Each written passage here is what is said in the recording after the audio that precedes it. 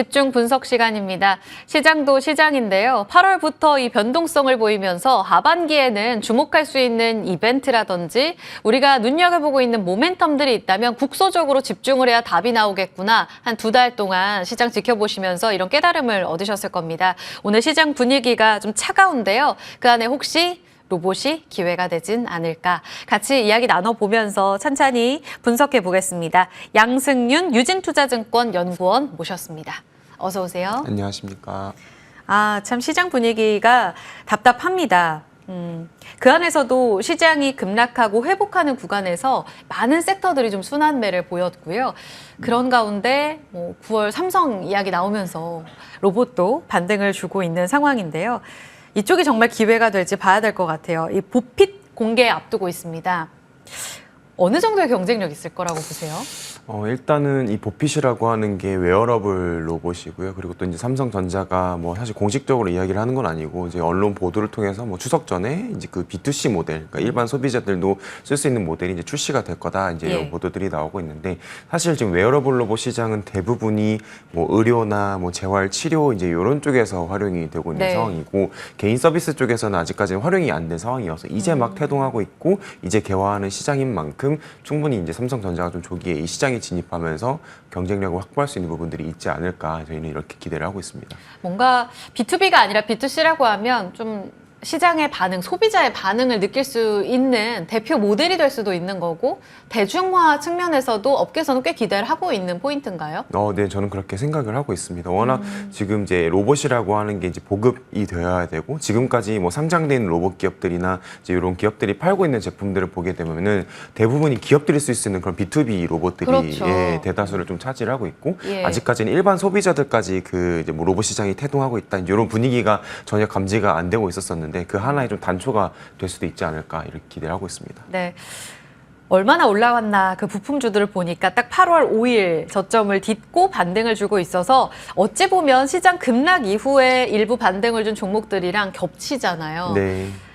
성장주 안에서도 꽤 아웃퍼폼을 한 걸까라는 질문에 있어서 이미 이 보핏 기대감을 선반영하고 올라가고 있다고 보십니까? 일단은 지금으로서는 주가 흐름들을 봤을 때는 좀 관련 종목들이 이제 좀 강한 좀 상승 흐름들을 타왔었기 때문에 일부 이제 반영이 이제 되어 가고 있다 이렇게 저희는 생각을 하고 있습니다. 이렌시스, SPG, SBB테크, 인탑스 이런 종목들인데 일부 반영하고 그리고 나서 이제 공개 후에 그러면 핵심적으로 봤을 때 가장 기대하는 포인트가 있으시다면 그때 이후에는 시세 분출이 충분히 가능하다라고 생각이 들거든요. 근데 핵심 포인트는 뭐예요? 그럼? 사실은 이제 지금 보핏에 대해서 전혀 알려진 게 없습니다. 몇 대를 초도 물량으로 이 시장에 풀지 그리고 이걸 어떻게 시장에 한국만 출시를 할 건지 아니면 글로벌 시장에 출시를 할 건지 그 공개에 대한 규모가 조금 더 구체화된다고 하면은 추가적으로 이제 주가 반응 좀 있을 수 있지 않을까 생각을 하고 있고요.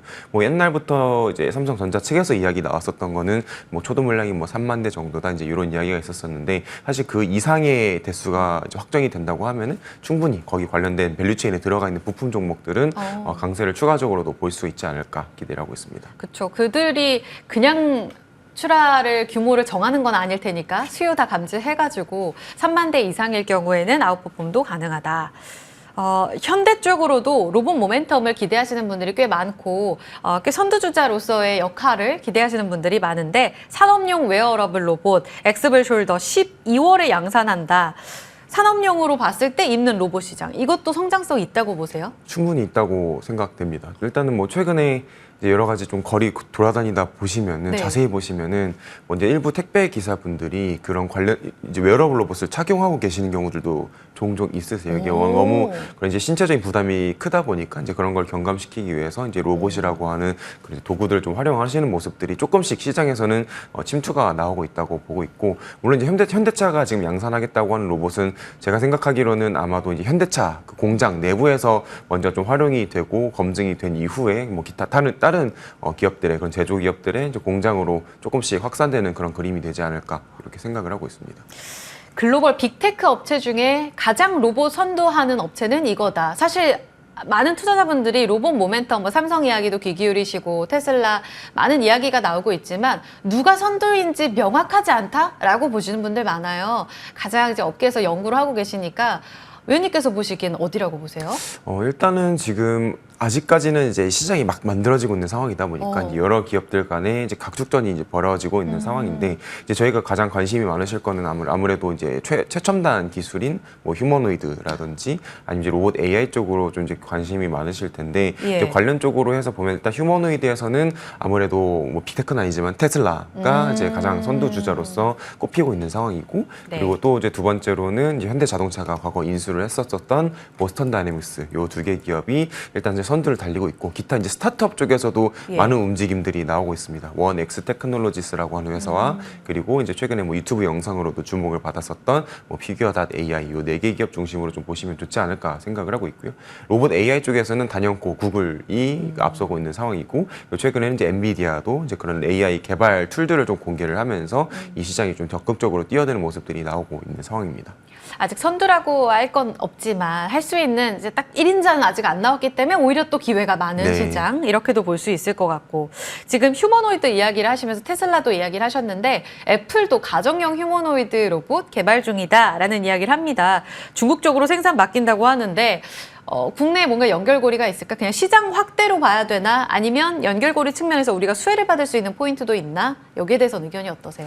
일단은 아직까지 뭐 구체적으로 알려진 게 전혀 없고 지금 대부분 이제 언론 보도를 통해서 나오고 있는 소식들이어서 이게 뭐 어떤 국내한테도 어떤 영향을 미칠 수 있을지 조금 판단하기는 이른 부분들은 있지만은 그래도 큰 틀에서 봤을 때는 이 애플이라고 하는 거대 기업도 이 로봇 시장에 크게 관심을 보이고 있고 이제 어떤 로봇을 공개를 할 거고 그 로봇을 만들기 위해서 이제 뭐 폭스콘이라고 하는 이제 중국 쪽 밸류체인을 활용해서 무언가를 하겠다라는 이제 구체화된 계획들이 조금씩 나오고 있는 그 점들이 조금 이제 저는 긍정적이다. 그러니까 큰 틀에서 이 시장 확대를 좀 꾀해볼 수 있는 부분들이 긍정적이다라고 생각을 하고 있습니다. 네, 지금 미중 간의 갈등에서도 로봇이 수혜를 받을 수 있다라는 이야기까지 함께 나오고 있습니다. 미국이 중국을 견제하는 움직임은 하반기 그리고 내년까지 아주 긴 관점에서도 계속 우리 산업의 기회가 될 수 있는 포인트라는 이야기를 하는데 지금 중국도 빠르게 이 로봇 시장에서 선점을 위해 달려오고 있잖아요.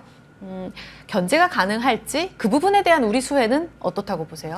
일단은 지금 이제 로봇 쪽에서는 뭐 특히 이제 휴머노이드나 로봇 AI 쪽에서는 지금 이제 미국하고 이제 중국의 경쟁이 상당히 좀 격화되는 양상들을 이제 보이고 있는 상황이고 물론 이제 미국이 이제 과거 그래왔듯이 이제 로봇 산업에서도 뭐 기술적인 부분들에 대한 뭐 규제라든지 이런 이제 압박을 통해서 이제 중국을 조금 이제 견제를 할 것으로 저는 예상은 되는데 그런 부분들을 사실 중국 다 예상하고 있습니다.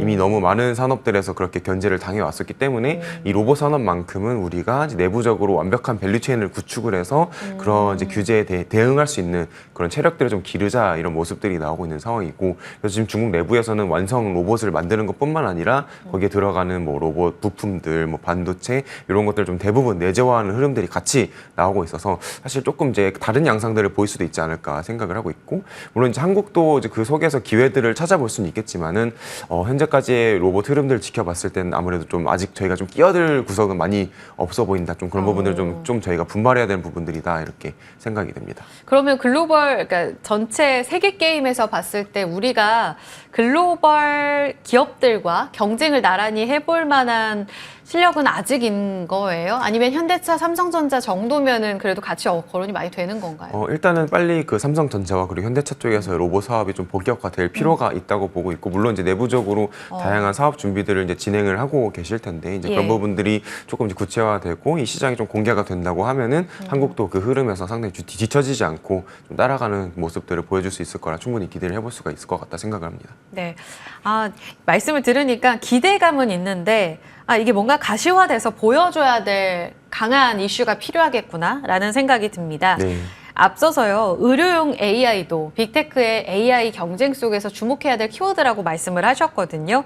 의료용 로봇 시장, 어느 정도의 규모로 지금 기대하고 계시는지 그 규모 측면에서는 전체 로봇 시장에서의 파이가 꽤 큰 편입니까?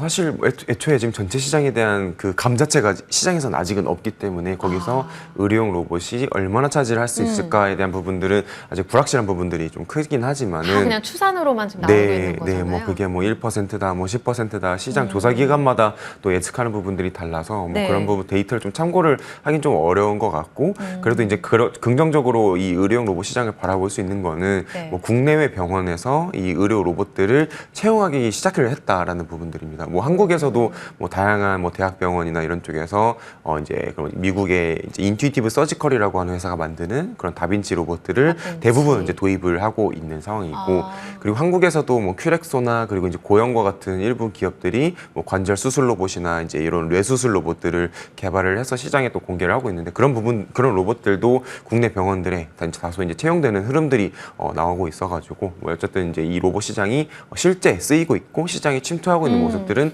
확인이 되고 있다, 이렇게 생각을 하고 있습니다. 로봇을 고민하시는 많은 투자자분들이 가장 걱정하는 게 두려움했던 게 이제 어닝 시즌이잖아요.